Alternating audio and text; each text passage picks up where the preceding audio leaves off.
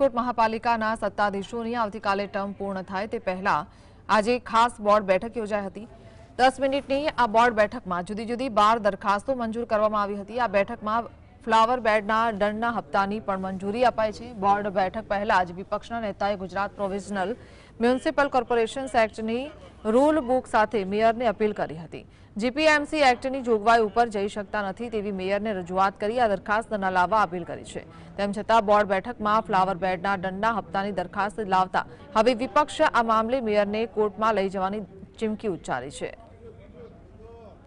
આવતીકાલે 11 તારીખે રાજકોટ મહાનગરપાલિકાનો 5 વર્ષની ટર્મનો છેલ્લો દિવસ છે। જે 12 દરખાસ્તો હતી નિયમ મુજબ અમારે લેવી પડે। વિપક્ષ વિરોધ કરવો જોઈએ પણ વિપક્ષે અભ્યાસ કરીને વિરોધ કરવો જોઈએ।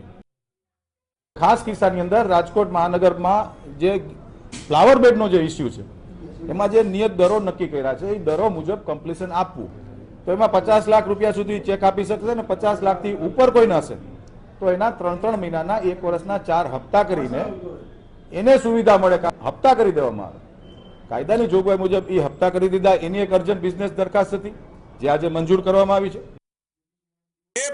દરખાસ્તો પહેલા લેવામાં આવી હોય એ સિવાયની અર્જન્ટ દરખાસ્ત લઈ શકતા નથી।